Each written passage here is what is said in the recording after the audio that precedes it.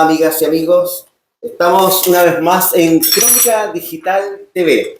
Tenemos un invitado del tiempo de la Unidad Popular. Yo creo que fue uno de los ministros más jóvenes que tuvo el presidente Salvador Allende. Fue ministro de Minería y de Urbanismo. Me refiero a Pedro Felipe Ramírez. ¿Cómo estás? Muy bien, muchas gracias por la invitación. Y me encuentro también con otro ex ministro, Víctor Osorio, que también nos acompaña en este programa. Víctor, te dejo la palabra. Gracias. Bueno, ahora en mi rol de periodista. En tu rol de periodista. Pedro Felipe, conozco que fuiste ministro de Minería del presidente Salvador Allende y luego de Vivienda. Así fue. Como es una historia intensa, yo quisiera que nos situáramos en la coyuntura final previa al golpe de Estado. Y te quería invitar a que nos ubiquemos entonces a comienzos de septiembre de 1973, a inicios de ese mes, cuando el presidente Salvador Allende te pide que asumas la cartera de Vivienda. Cuéntanos, ¿cómo fue eso? ¿Cómo el presidente se comunicó contigo? ¿Qué ocurrió? Mira, sí, pero yo quisiera empezar un poquito antes. Es cuando el presidente me nombra ministro de Minería. Me nombró ministro de Minería en reemplazo a Sergio Vital, que había sido precisamente ministro de Minería y había sido acusado constitucionalmente por una huelga que organizó la Democracia Cristiana en el Teniente, ¿no? Te cuento eso porque prácticamente en el tiempo que estuve, yo fui nombrado ministro poco después de dejar de ser diputado. Yo era diputado. Entonces ahí aprovechó el presidente para nombrarme a mí cuando ya habían acusado a Sergio. Pero en ese tiempo ocurrió la segunda huelga de los camioneros. La primera había sido el año anterior. Ha sido la enorme huelga de los camioneros, pero esta fue la segunda huelga de los camioneros. Que comenzó el 26 de julio de 73. Exactamente. Entonces el presidente nombró un comité para negociar con los... Y el comité estaba encabezado por don Carlos Prats, que era el ministro del Interior. El comandante en jefe del ejército. Y comandante en jefe del ejército, pero lo hizo en su calidad de ministro, que lo nombró. José K. de Martiri, que era ministro de Economía en ese tiempo, y yo, ministro de Minería. Entonces me tocó conocer muy bien ahí a don Carlos Prats. E incluso diría yo que hicimos muy buenas migas con él, ¿no? Y me pareció un personaje notable, realmente notable. Notable por su inteligencia, por su patriotismo y porque la adhesión a la defensa del gobierno lo hacía, yo creo que en parte tenía una simpatía por el programa de la Unidad Popular, pero sobre todo por la defensa de la democracia, ¿no? Era una persona que entendía que el rol del ejército era precisamente defender la democracia chilena, ¿no? Salvador Allende gana la primera mayoría en la primera vuelta. No hay segunda vuelta ahí. Pero la ganó en las urnas. Pero la ganó en las urnas. No sacó la mayoría absoluta, pero sacó la primera mayoría relativa. Desde ese mismo momento, Estados Unidos se mueve para primero tratar de impedir la elección de Allende por el Congreso Pleno, donde la Democracia Cristiana, y yo era en ese momento demócrata cristiano, en esa elección había apoyado a Radomiro Tomic, que era el candidato de la Democracia Cristiana. Y era tu suegro. Y después fue mi suegro, sí. Pero en el contexto de lo que tú me estás contando de tu relación con Carlos Prat, alguna vez tú me contaste que tú le representaste al presidente Allende tu preocupación porque él haya aceptado la renuncia al general. Sí, así es, efectivamente. Cuando esto debe haber sido unos 15 días antes del golpe de Estado, un día sábado, me llama la Payita a mi casa y me dice que el presidente quiere hablar conmigo a las 12 del día de ese sábado. Y llegué a las 12 del día, pero el presidente estaba con otras personas todavía, me pidió que lo esperara un rato y me invitó a que me quedara a almorzar con él.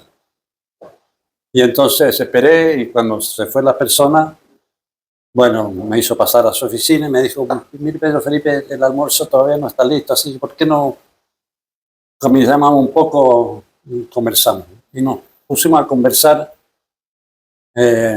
dando vueltas por la famosa galería de los presidentes, ¿no? En la moneda. En la propia moneda.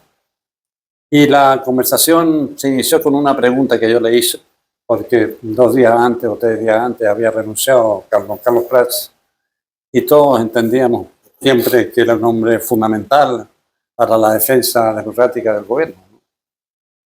Sobre todo que ya se habían manifestado muchos generales, digamos, en contra, ya habían formado todo un grupo de apoyo contrario al propio Carlos Prats como el comandante en jefe del ejército. Entonces, en función de eso, le dije, presidente, perdóneme la pregunta, pero ¿cómo fue que usted le aceptó la renuncia a don Carlos Prats? Entonces me dijo, ¿qué quiere que hubiera hecho? El hombre era un hombre quebrado, incluso se puso a llorar por la situación en que estaba. Yo ya no soy una persona que puedo detener al ejército en su contra, ¿no? Y yo creo que lo mejor para el gobierno y para todos es que yo me vaya. Y el que sí puede, yo creo, tener una contribución de defensa del gobierno y de la estabilidad democrática es precisamente el vicecomandante en jefe, que es Augusto Pinochet. No. Exactamente. Él le recomienda a Augusto Pinochet. Y yo creo que efectivamente Pinochet es un hombre que ante alguna especie de amenaza que le hicieron además los golpistas de entonces, encabezados por Merino y también por Lee. Merino y por Lee, hombres ya tomados como los golpistas fundamentales que había conseguido Estados Unidos. Yo creo que Pinochet se dio vuelta a la chaqueta el día anterior. El día anterior, o sea, no es que Pinochet venía como planeando esto. No, eso no es cierto, eso es mentira. Eso es mentira. Pero en su libro El Día Decisivo él dice que él estuvo como desde el Salvador Allende preparando el golpe. Sí, eso es mentira, porque yo creo que precisamente esa historia es para contrarrestar lo que era la verdad. Que es un traidor. Yo creo que él precisamente construye la historia para que la gente crea que él no fue un traidor, ¿no me entiendes? El hecho de que haya construido esa historia y haya escrito ese libro es la mejor demostración de que fue un traidor. Hay de pronto, Allende pregunta por él. ¿Cómo fue eso? Eso el día del golpe. El día del golpe. Sí, el día del golpe. El día del golpe, en un momento determinado, muy temprano en la mañana, que habían sido las 8 de la mañana, el presidente llama a Orlando Letelier, ¿Ya? que en ese momento ya era fue el último ministro de Defensa. Sí. Entonces lo llama y le dice, Orlando, has ubicado a Augusto. Pero Augusto era Pinochet. Pero preocupado por Pinochet. Allende. Le dice, has ubicado a Augusto, que era el comandante en jefe, el nuevo comandante en jefe. Entonces Letelier le dice, presidente, lo llamé a la casa y no me responde. Y lo llamé al ministerio y no ha llegado todavía. Y entonces el presidente Allende le dice, no lo tendrán preso estos desgraciados. No. ¿No? Eso muestra hasta qué punto Allende y el gobierno en general está confiando en Augusto Pinochet, y al mismo tiempo muestra la enorme debilidad que tenía nuestro servicio de inteligencia, ¿no? Porque, bueno, incluso el servicio de inteligencia, o sea, estaban hablando de investigaciones, ¿no? Claro. Resulta que a las 5 de la mañana, la gente de la Unidad Popular de Valparaíso llaman al director de investigaciones, no quiero decir su nombre, Pero ese público conocimiento. pero bueno, pero dejémoslo ahí nomás. Para decirle que la Armada se ha tomado Valparaíso. Y entonces el director le dice, no seas mentiroso, si la Armada salió ayer a la Operación UNITA 15. Y efectivamente había salido la Operación UNITA, pero cuando llegaron a alta mar volvieron a Valparaíso para tomarse Valparaíso, ¿no? Y la Marina encabezó la rebelión el año 91 contra Balmaceda y la encabezó contra Allende. Y ambos se suicidaron. ¿No? ¿Cuánto tú participaste en el último consejo de gabinete del presidente Allende? Sí. ¿Nos podrías contar sobre qué ocurrió? Porque estamos hablando de un hecho institucional ¿Es importante. el día 10? Eso es el día a día, sí, exactamente. Yo llegué, como siempre, a las 8 de la mañana al Ministerio de Vivienda, ahí en la calle Serrano, Vivienda y Urbanismo, a las 8 de la mañana, y me encontré con que el ministerio estaba tomado. Estaba tomado por el Frente Poblacional del MIR, encabezado por un compañero de apellido Víctor Toro, creo que se llama. El movimiento de pobladores revolucionarios. El movimiento de pobladores revolucionarios.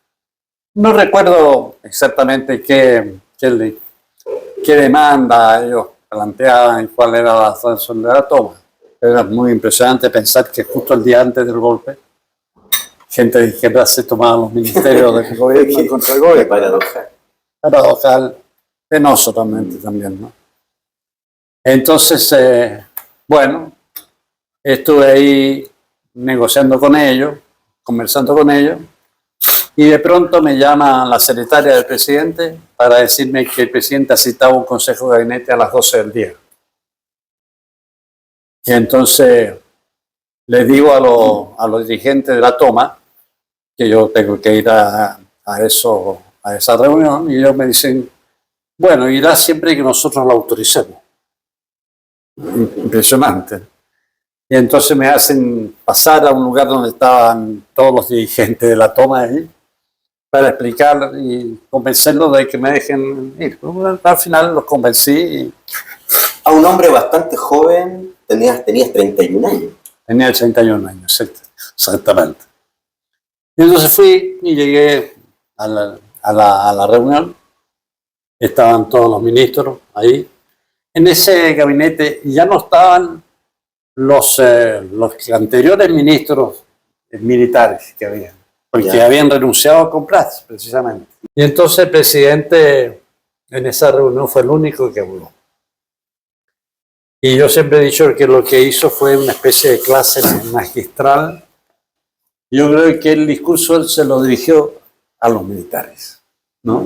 Y por eso es que él usaba mucho este lenguaje propio de los militares. Oye, ¿y estaban todos los ministros? Estaban todos los ministros.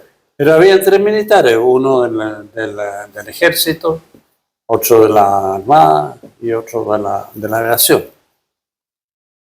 Y entonces al final dice, bueno señores, se rumorea mucho de que va a haber un intento de golpe de Estado. Y yo quiero decirles que yo no seré como otros presidentes de América Latina y que pescan un avioncito y se van. Yo voy a estar aquí voy a estar en La Moneda y me voy a defender hasta la última bala. Perdón, hasta la penúltima. Yo sé lo que voy a hacer con la última. Muchas gracias. Y terminó la reunión. Impresionante. O sea, de ese discurso se sabe poco. Bueno, porque nadie, yo pensé que algunos otros, pero después pensándolo bien, muchas personas después no aparecieron de manera públicamente o salieron. Es que eso lo piensan los militares, no iban a contar, el presidente había perdido la vida y de los ministros estaban todos ustedes presos. Muchos estaban presos y otros estaban encarcelados. No se dio la instancia de contar el... De hecho, conté una anécdota, que es la que te quiero contar ahora, en la que se trata esto que tú acabas de preguntarte, respecto de una controversia muy dura que se planteó entre Salvador Allende y Oscar Guillermo Garretón, que él entonces era el secretario general del MAPU, Él había sido elegido en el último congreso del MAPU, había derrotado, digamos, a Jaime Gazmuli y había sido elegido en una posición, digamos así, muy de izquierda. Y entonces, en esa reunión era una reunión de jefes de partido, no era una reunión de gabinete, era una reunión de jefes de partido. Y yo asistí a ella porque Bosco Parra, que era el jefe de la izquierda cristiana, no le gustaba mucho asistir a esa reunión, entonces con Juan Enrique Níquel íbamos siempre nosotros a representar la izquierda cristiana. Y además estaba allí como coordinador de la Unidad Popular don Rafael Agustín Gumucio, que era senador de la izquierda cristiana. O sea, habíamos en ese momento 3 izquierdas cristianas en esa reunión. Y el presidente, siempre esa reunión era presidida por el presidente. Y entonces nos dicen, compañeros, quiero, antes de iniciar la tabla de esta reunión, referirme a una declaracioncita que hizo un partidito, digamos, el secretario general de este partidito. Secretario general que viene llegando de un partido de partido reformista, que no es revolucionario. Y en ese momento levanta la mano precisamente Rafael Agustín Gumucio, porque él también venía, igual que yo y todos los de izquierda cristiana, veníamos de la época cristiana, la cual se está, y también venía Oscar Guillermo Garretón. Y entonces Allende, cuando ve que don Rafael levanta la mano como para hacer alguna observación defensiva frente al hecho de que habíamos sido muy cristianos, entonces Allende le dice, don Rafa, tranquilo, yo alcanzo de distinguir entre los honestos y los deshonestos, ¿no? Y entonces empieza a atacar a Oscar Guillermo Garretón de manera brutal, ¿no? Diciendo usted recesto, recién usted saliendo, ahora se la da de revolucionario, ¿no? Etcétera, etcétera. Usted va a venir a mí a enseñarme, no sé, lo que es la revolución, ¿no? ¿No? Usted me va a enseñar a mí, ¿no? Que tengo no sé cuántos años y usted es un pendejo, una cosa así. Mira, durísimo, presidente. Debe estar unos 5 minutos, 6 minutos contra un ataque directo. Y cuando termina, todo el mundo contesta. Allende estaba en la cabecera y Oscar Guillermo exactamente estaba al frente, al otro lado, al término de la mesa, una gran mesa. Y entonces miramos todos, Guillermo, silencio, no reacciona, silencio absoluto. Y como hay silencio, Allende sigue y repite cosas tremendas. Claro. Y al término de la segunda andanada, silencio igual, del Guillermo. Y el presidente por tercera vez le pega más fuerte todavía. Y al final, Oscar Guillermo, después de la tercera vez, levanta la mano así media temblorosa y dice, ¿puedo hablar, señor presidente? Y Salvador Allende le dice, hace rato que estoy esperando que me responda como hombre. Y yo conté esa anécdota nomás. Y me pareció muy justa, sobre todo que ya hemos vivido todo, la voltereta se dio a este ultra revolucionario. La despegue hacia la derecha. Hacia la derecha de manera declarada. Sí. Él además lo justifica diciendo que él cometió el error de haber sido arrastrado por este ambiente de transformación y revolucionario que había. La sociedad tiene la culpa. La sociedad tiene la culpa, yo no. Los compañeros tuvieron la culpa. Sí, claro. Su amigo. El problema es que es impresionante cómo el dinero es capaz de corromper. Es impresionante. Es capaz de corromper y además es capaz de quitarle la tranquilidad a la gente que tiene mucha plata. Yo conozco 2 personas, amigos míos, que uno es millonario y el otro es supermillonario. Y que no viven tranquilos, pensando de que pueden perder el dinero en cualquier momento, por cualquier razón, ¿no? Quizás por razones exclusivamente capitalistas, o sea, que hicieron mal la inversión, o qué sé yo, alguna cosa. Pero es impresionante,